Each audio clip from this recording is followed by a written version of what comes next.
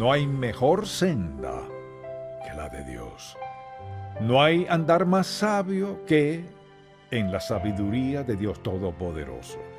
No hay mayor bendición que pueda recibir que la bendición que es resultado de su obediencia a Dios. Hoy, en el programa En Contacto, ¿interfiere en los planes de Dios? Cuando comencé en el ministerio fui a una pequeña iglesia en las montañas de Carolina del Norte a pastorear esa iglesia y a enseñar en el instituto bíblico allí. Era una comunidad pequeña y yo creía que mi responsabilidad allí era ganar a la gente para Cristo y discipularlas, y eso me propuse hacer. Y primero necesitaba averiguar quién estaba en esa comunidad. Así que mi esposa y yo manejamos por cada calle en esa comunidad en la montaña y marcamos dónde quedaba cada casa. Marcamos cada lugar con un alfiler rojo y luego, por cierto tiempo, manejamos alrededor hasta ver quién vivía en cada casa y cuántas personas en cada familia, hasta que sabíamos bien quién vivía en la comunidad. Yo pensaba que mi responsabilidad era ganarlos para Cristo.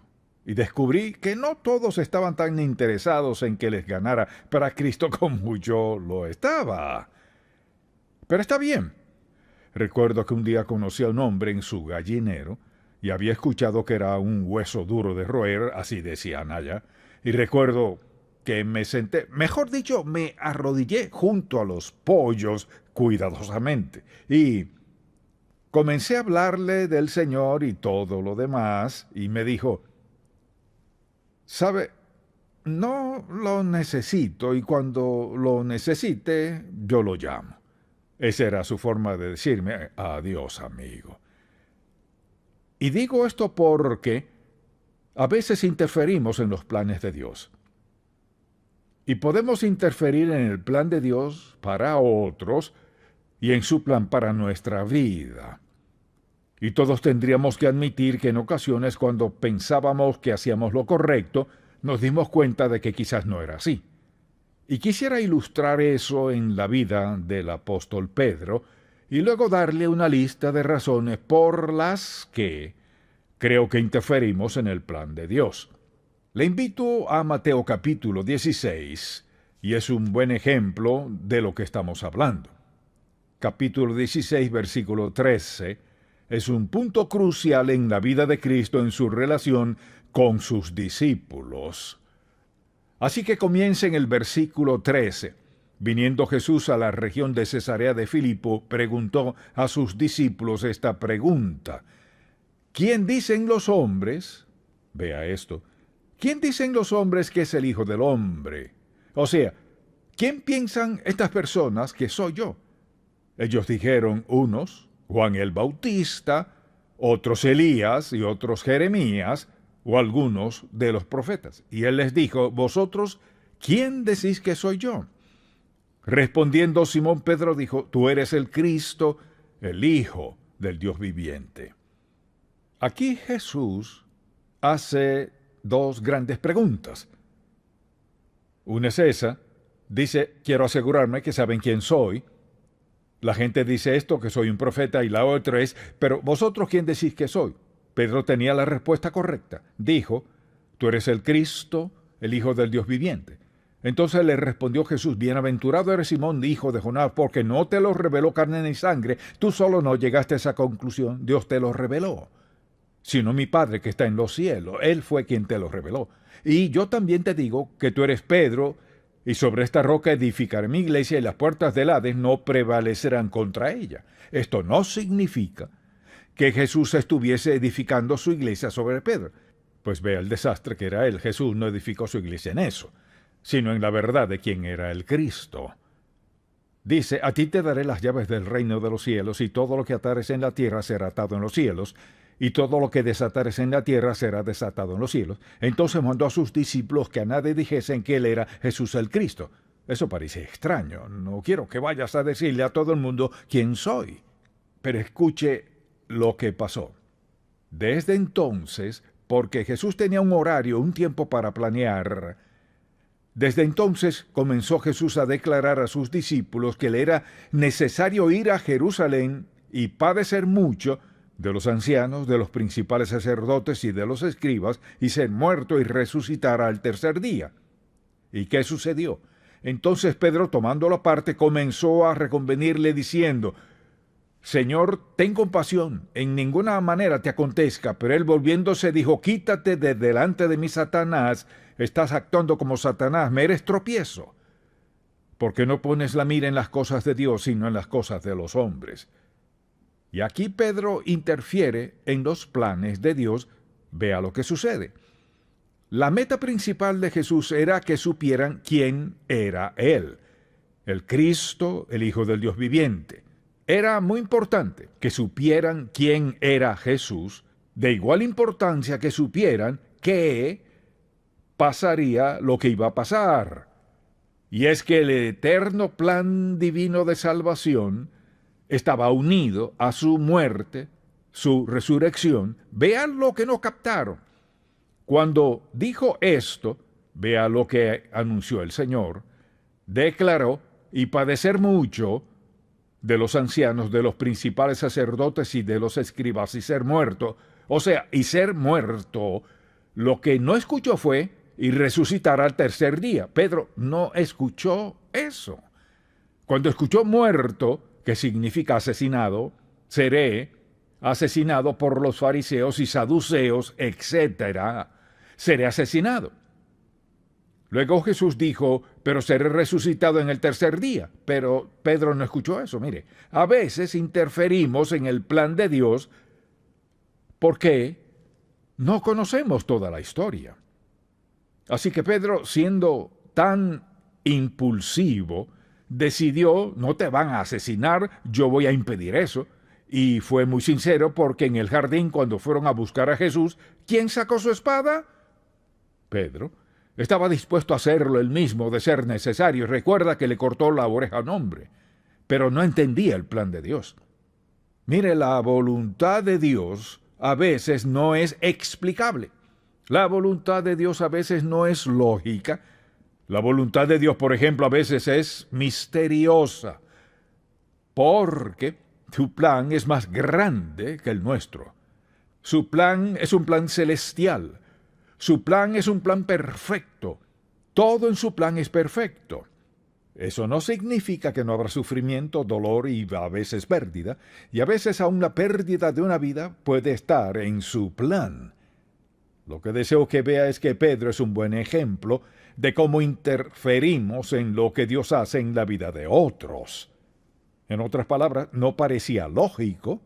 Mire, pudo haber dicho: un momento, tú vas a ser asesinado, nosotros dejamos nuestras barcas de pesca, dejamos nuestra ocupación por ti, te hemos seguido fielmente, te hemos apoyado y ahora nos dices que serás asesinado por esta gente que ni soportamos.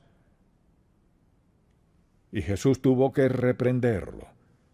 Y lo interesante es que fue tan fuerte que dice la Biblia que Pedro apartó a Jesús y lo regañó.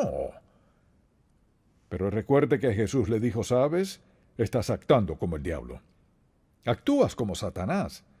A veces nos encontramos en una situación donde tratamos de cambiar a alguien, entrometernos en su vida cuando no es la voluntad de Dios. Y natural y lógicamente, la acción que creemos que es la más sabia no es la acción más sabia.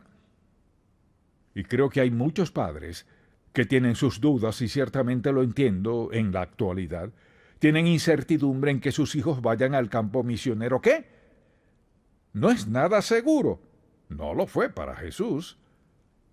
Hay muchas cosas que no son seguras, ni son rentables. Muchas cosas a menudo son hostiles, y a menudo las pérdidas son posibles. Pero el asunto no es ese, sino cuál es la voluntad de Dios.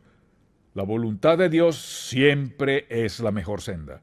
Siempre la mejor senda.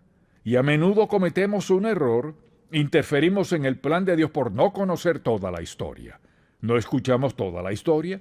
A menudo vemos las acciones de la gente, pero no escuchamos sus corazones. No sabemos por qué hacen lo que hacen. Lo segundo que creo que es importante que nos demos cuenta aquí es esto. No vemos la causa del dolor como una herramienta de Dios para lograr algo en nuestra vida. Ahora creemos, por ejemplo, que la vida cristiana debería ser un poco fácil, no del todo, pero un poco fácil. No debería haber mucho sufrimiento, dolor, etc. Y esta semana he hablado con dos personas que están pasando por circunstancias sumamente difíciles en su vida. Pero al escucharlas hablar, escuchar de su dolor, etc., y ambas son personas consagradas a Dios, y escucharlas decir, pero sé que Dios está haciendo algo grande en mi vida. Hay que tener cuidado de no tratar de cambiar el plan de Dios. Y ya que Dios es quien está orquestando lo que ocurre en la vida de esa persona, Él sabe qué necesita para ser la persona que Él quiere que sea, sabe qué necesita para facultarle, para que pueda servirle como Él quiere que le sirvan. Y sabe, había un hombre que oraba por mí cada día sin excepción, y me llamaba todos los días y me preguntaba por qué orar, y yo le decía a Dios, era un pastor bautista que quedó paralítico y ya no podía predicar, y yo decía cuando lo conocí, Señor, este hombre es consagrado, santo, justo, y es un siervo tuyo y se ha entregado a ti, se ha entregado a la oración, y Señor, ¿no puedes sanarlo? Dios siempre guarda silencio cuando yo le digo qué hacer. ¿Y sabe qué? Ese hombre nunca fue sanado, pero lo que hizo por mí fue realmente inmensurable. Me llamaba y me decía, bueno, escuché el sermón o vi el sermón. Sigue así, estoy orando por ti. Y así seguía, yo sabía que él estaba escuchando atentamente. Lo que yo consideraba un desastre, que no podía pararse de la cama, en su mente, él sabía que no era un desastre. Sabía que Dios lo había puesto ahí por una razón. Y nunca lo escuché quejarse ni lamentarse. He pastoreado y servido al Señor por tantos años, ahora ¿dónde estoy? ¿Dónde está ese Dios de amor? Interferimos en el plan de Dios al querer cambiar cosas que no son cambiables a sus ojos, porque no encajan con nuestro propósito y nuestro plan, encajan con el suyo. La tercera razón por la cual interferimos, a veces desconocemos los caminos de Dios. Ciertamente Pedro los desconocía porque Dios no pensaba como pensamos nosotros. En cada acto de Dios, recuerde, Él es omnisciente, Él sabe el resultado final, ya sabe el resultado final. Y ya que lo sabe, Él nos guiará de forma que en el momento no consideramos posible que sea la indicada porque no cuadra con nuestra mentalidad, ni con lo que pensamos que debería ser la vida cristiana, ni el amor de Dios. Entonces, lo que sucede es, por no entender sus caminos, pensamos como Pedro. Pero eso no sucederá. Bueno, Dios nunca permitiría eso. Dolor, sufrimiento, pena, decepción, maltrato, lo que sea. A veces así son los caminos de Dios. Mis caminos no son los vuestros. Mis pensamientos no son los vuestros. Porque mire, Dios no solo siempre está interesado en lo que esté haciendo en nuestra vida y mediante nuestra vida. Él está interesado en el resultado de lo que está haciendo en nosotros. ¿Cuál es su plan para usted? Es decir, Dios tiene un plan para la vida de cada quien. Entonces, cuando comenzamos a tomar decisiones respecto a nuestra vida, debemos preguntarnos, ¿es esta decisión basada en la razón humana o en la voluntad de Dios y cómo obra Él? Y cualquiera de nosotros diría, quiero la senda de Dios en mi vida. Pues quizás no sea lo que espera, aún así la quiere, claro. Y luego cuando viene el dolor, la decepción, la pena, la separación, la pérdida, etc., a veces cambiamos de parecer y decimos, no busco eso en mi vida. Permítame decirle, no hay mejor senda que la de Dios. No hay andar más sabio que en la sabiduría de Dios Todopoderoso. No hay mayor bendición que pueda recibir que la bendición que es resultado de su obediencia a Dios. Y a veces por no entender sus caminos, tomamos decisiones que luego lamentamos haber tomado porque en el momento no parecía ser lo indicado. ¿Qué cree que había dicho Pedro después de la resurrección? Habría dicho esto: gracias, Señor, por no haberme escuchado. Porque recuerde, ¿a quién fue que Dios escogió para predicar el día de Pentecostés? A Pedro. Él no lo entendía todo, pero en la última instancia siempre se entregaba en rendición. Porque errar y arrepentirnos, lo que todos hemos hecho y haremos hasta que Dios nos llame a su presencia. La pregunta es, ¿estoy dispuesto a andar en su plan?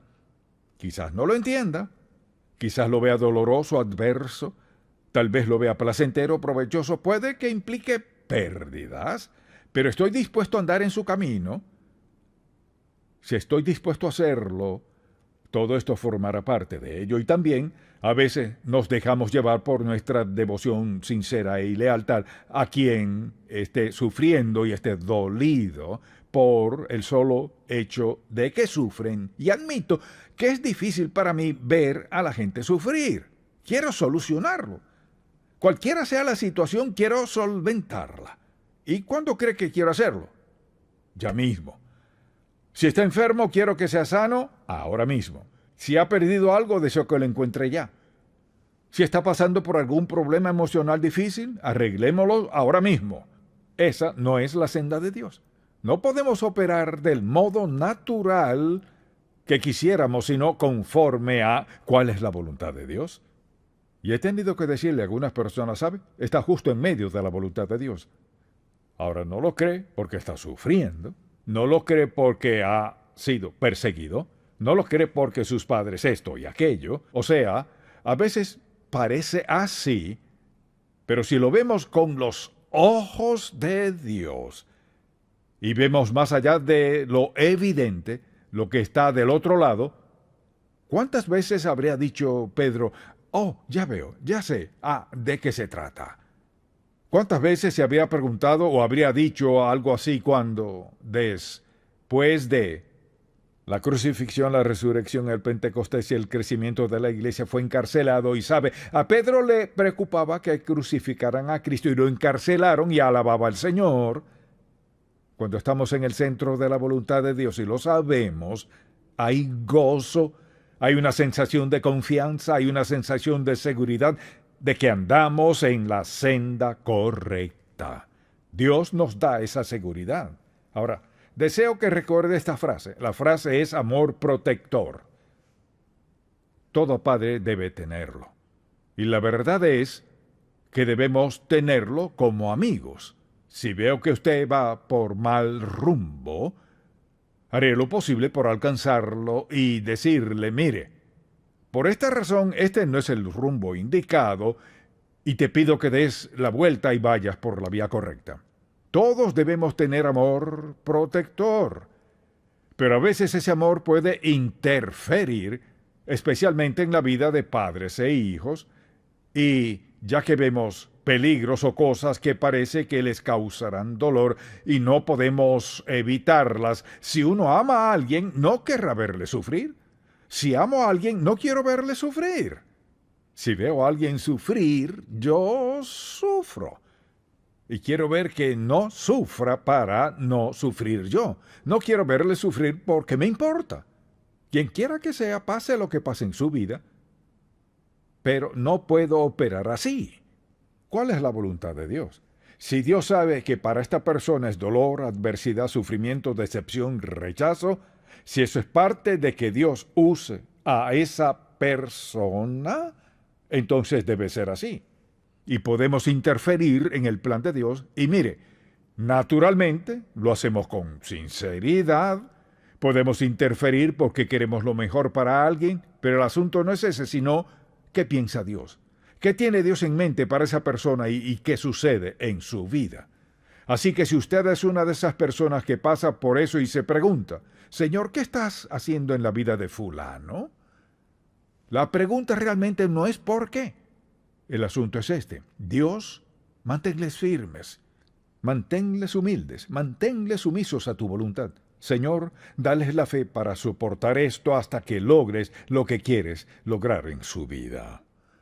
Luego pienso que tenemos la fuerte tendencia a defender a otros de afrentas. Por ejemplo, Si tengo un amigo, y todos tenemos amistades, si veo a un amigo, y no necesariamente tiene que ser un amigo, si veo a alguien ser malinterpretado o abusado y todo lo demás, entonces quiero defenderlos. Y quiero defenderlos, debo tener cuidado.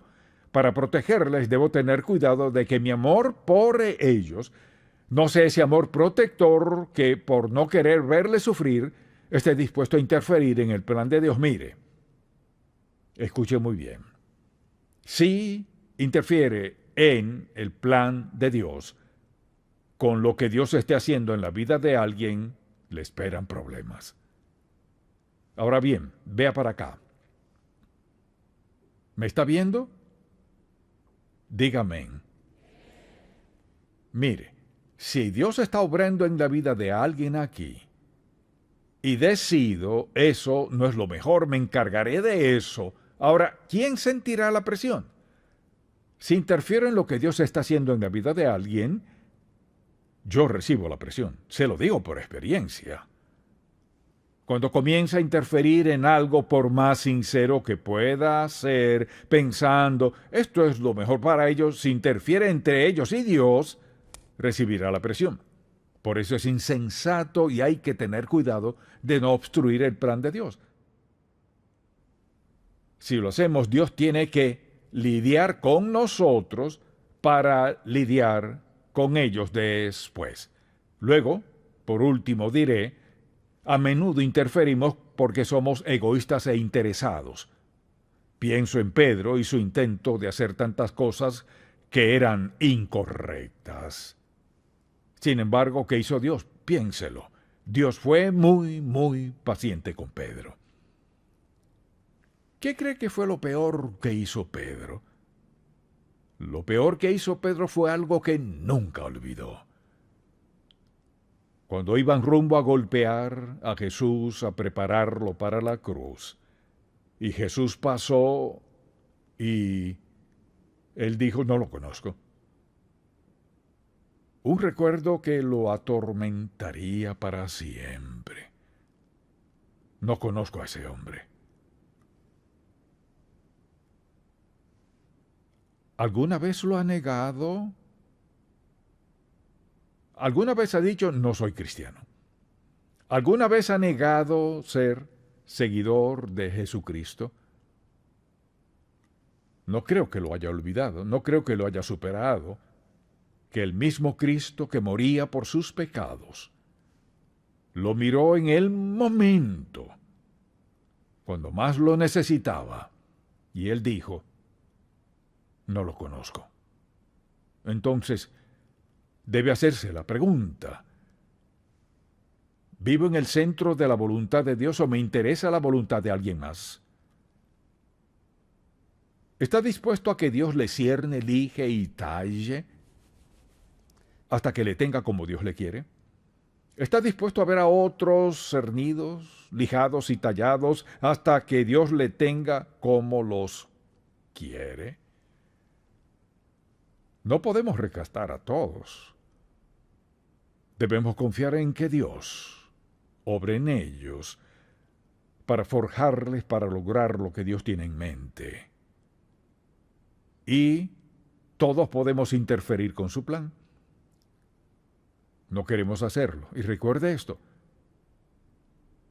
Si este es su problema aquí, y yo interfiero entre usted y Dios, sufriré las consecuencias. ¿Sabe qué? Dios quitará eso en algún momento, pero eso hay que tener cuidado. Tal vez usted no sea creyente y dice, pues, ¿cómo funciona eso en mi vida? Le diré. Primero, Dios actuará hasta llevarle a tocar fondo, para que lo acepte como su Salvador personal. Mire, quizás le esté yendo muy bien hoy, pero está fuera de la voluntad de Dios. No lo ha aceptado como su Salvador.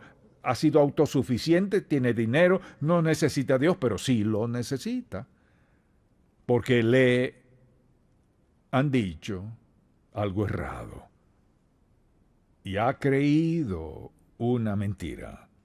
Porque ante la muerte, lo único que necesita es a Jesús. Y puede tenerlo todo excepto Él. y está perdido para siempre. Ese principio no puede cambiarlo. Está destinado para los hombres que mueran una vez y después de esto el juicio.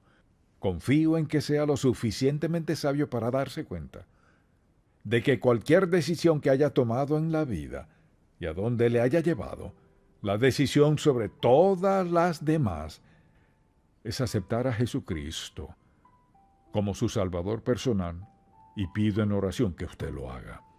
Y Padre, te damos gracias hoy porque nos amas tanto, que entiendes nuestras falacias y faltas. Nos entiendes tanto que nos perdonas y nos amas a pesar de nuestros errores.